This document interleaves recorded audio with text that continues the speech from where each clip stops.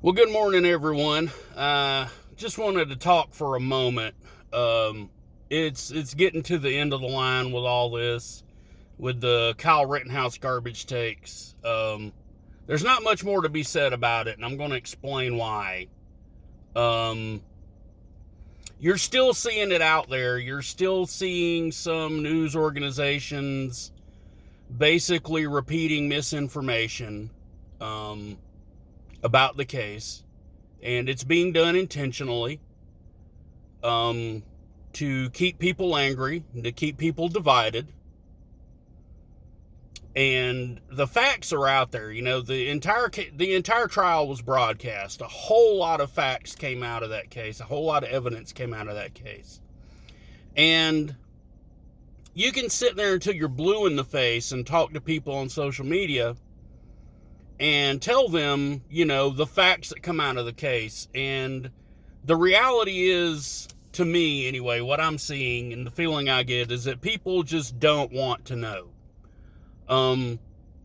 In I guess you could say, a sane world, where things made sense, people would look at what came out of the case and ask why the media, why the news organizations they trust, felt it was the right move to deliberately mislead their viewers, because that's 100% what happened. You see CNN in CYA mode right now, with journalists coming on, with broadcasters coming on saying, oh, we're just now learning these things. And yet, independent journalists have been reporting this for the entirety of the case. You had people that lost their jobs due to supporting Kyle Rittenhouse, people being blocked off of Twitter and Facebook, GoFundMe pages taken down. And now we find out as the case progresses that was all utter garbage.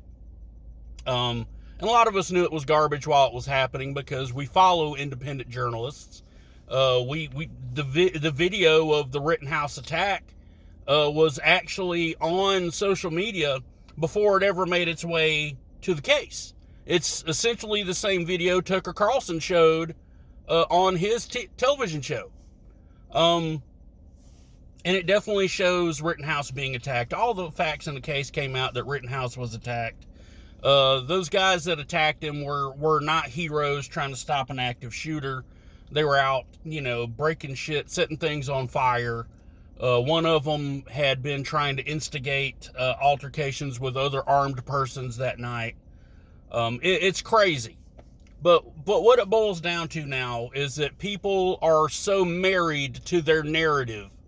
They're so married to this idea that Rittenhouse was the assailant, that he went and bought an AK, an AR-15, and he went out looking to shoot people, and all this garbage narrative that they're so married to because it reinforces their worldview.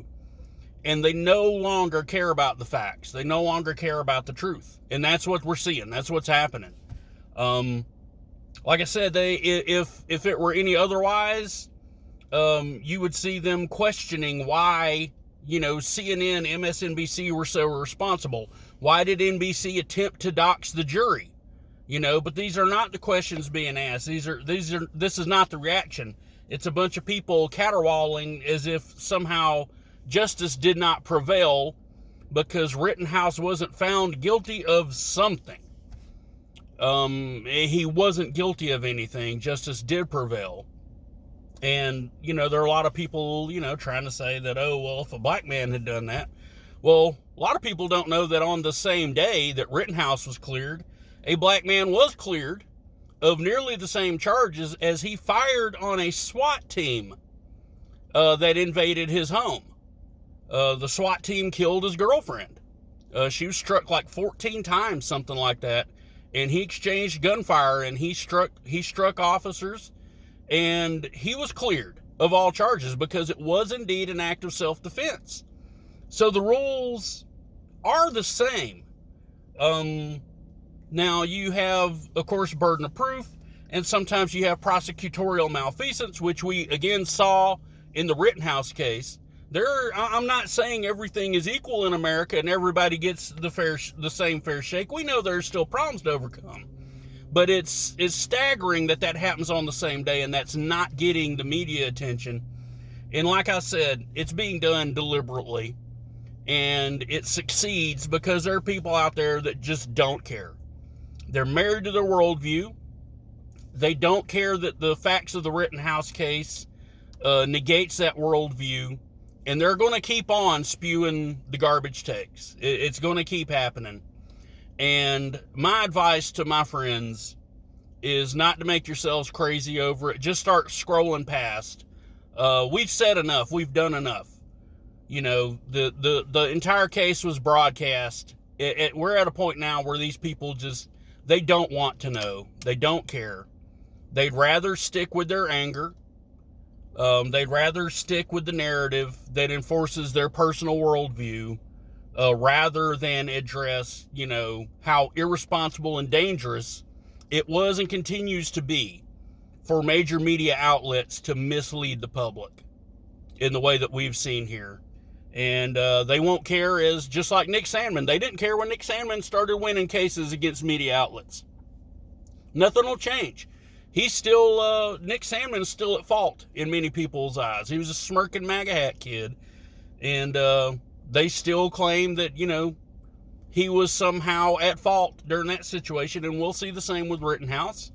As Rittenhouse starts winning defamation cases and we start seeing other people suing the places that fired them and going after social media networks for terminating accounts.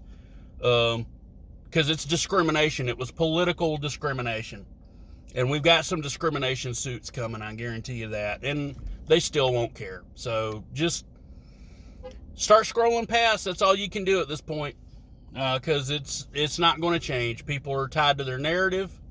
And they just don't care. So, my friends, just scroll on by.